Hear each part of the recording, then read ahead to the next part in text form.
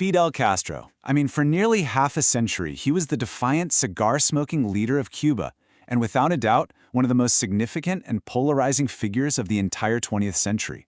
So, let's dive into the life of this man who, depending on who you ask, was either a revolutionary hero or a ruthless tyrant. And right there, that's the core puzzle of Fidel Castro.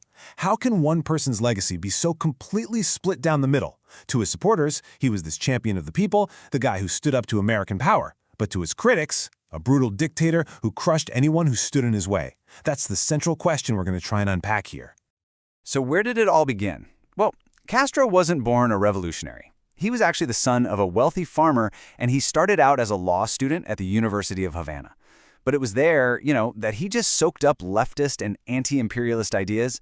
He got deep into student activism and even jumped into armed rebellions against right-wing governments in other countries. His commitment just escalated, and fast. In 1953, he led this really daring but totally failed attack on the Moncada military barracks, which landed him in prison. But that time behind bars, it only made him more determined. After he was released, he headed to Mexico, teamed up with his brother Raul and this Argentine doctor you might have heard of, Che Guevara, to form the 26th of July movement. They came back to Cuba on this beat-up old yacht, the Granma, ready to start a guerrilla war that, honestly, against all odds, would sweep them into power just a few years later. Their battlefield was the super rugged Sierra Maestra Mountains. Now, the dictator Batista's army was way bigger and had much better weapons, but Castro used this terrain brilliantly. His tiny group of rebels could hide, train, and launch these hit-and-run raids. They slowly earned the trust of the local farmers and grew their ranks until, believe it or not, they became a force that could actually take on the entire state. So after taking power in 1959, Castro wasn't just looking to swap out the government. He wanted to completely remake Cuban society from the ground up. He was about to build a Marxist-Leninist state where a single communist party controls everything, right on the doorstep of the United States. It was the first of its kind in the entire Western Hemisphere, a huge deal. And this really gets to the heart of Castro's new Cuba. It's like two sides of a coin. On one hand, his government launched these massive social programs. Cuba was a place with huge inequality, and he nationalized healthcare and provided free education for everybody. These huge literacy campaigns basically wiped out illiteracy, and land reforms broke up giant estates. But all of this progress came with absolute state control. He nationalized all private industry, created a one-party communist state, and systematically crushed any and all opposition, totally eliminating freedom of the press. This quote is absolutely key to understanding his mindset. In those early days, hundreds of officials from the old Batista regime were put on trial and executed. And when critics, especially in the US, cried foul, Castro basically argued that the revolution had its own moral code, totally separate from old-school legal rules. For him, the convictions of the revolution were the law. Castro's ambitions were never just about Cuba. Oh no, he quickly became a major and, let's be honest, often disruptive player on the global stage. He put his small island nation at the absolute center of the Cold War. To protect himself from threats from the United States, Castro forged this incredibly powerful alliance with the Soviet Union. This partnership was an economic lifeline for Cuba. We're talking billions in aid, oil, and military gear.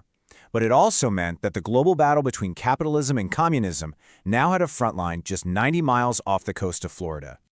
And this alliance led directly to three defining showdowns. First, you have the Bay of Pigs in '61, where Castro's forces just crushed a CIA-backed invasion. It was a huge embarrassment for the Kennedy administration. Then came the Cuban Missile Crisis in '62, a terrifying 13-day standoff over Soviet nukes in Cuba that brought the world to the edge. And finally, the U.S. economic embargo, an attempt to isolate and strangle his government that would last for the rest of his life and, well, beyond. Just look at this image. This is what brought the world to the brink of total annihilation. When the U.S. discovered these missile sites, the clock started ticking. Castro actually pushed the Soviets to launch a nuclear strike if the U.S. invaded. Thankfully, Soviet Premier Khrushchev cut a deal directly with President Kennedy to end the crisis, a move that left Castro feeling absolutely furious and betrayed. But Castro's influence went way beyond just the Cold War superpowers. He projected what you'd call hard power, sending tens of thousands of Cuban troops to fight in civil wars in Africa, most famously in Angola and Ethiopia, and backing leftist revolutions all over Latin America. But he also projected soft power, leading the non-aligned movement and sending thousands of Cuban doctors on medical missions around the world, which earned him a lot of goodwill in developing nations. All right, let's move into the final act.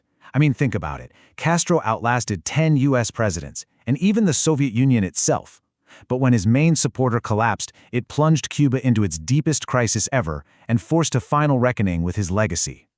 So when the Soviet Union collapsed in 1991, Cuba's economy just fell off a cliff. All those billions in Soviet aid, gone, overnight.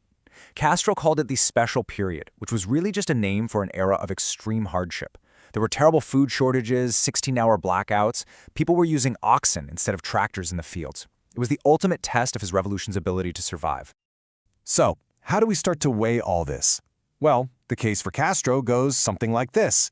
His supporters say he was a liberator who finally freed Cuba from American domination. They point to a society that, yeah, it's poor, but it provides free healthcare and education for all its citizens. For them, he is and always will be a global symbol of resistance. But then you have the case against Castro, and it is a powerful one. His critics see a dictator who ruled for almost 50 years with an iron fist, who imprisoned and executed his political opponents. They point to the total lack of basic freedoms and an economy just wrecked by socialist policies, a reality so grim that it drove over 1 million Cubans to flee their own country. As his health failed, Fidel officially handed over power to his brother Raúl in 2008, which finally ended his nearly 50-year rule. He still loomed large in the background, though, writing columns and meeting world leaders right up until his death in 2016. He was 90 years old. And that brings us right back to where we started. Was he a champion of the oppressed who built a more just society, or was he a tyrant who robbed his people of their freedom and their prosperity? Even in death, Fidel Castro remains this figure of fierce, passionate debate. And you have to wonder, what will the final verdict of history be?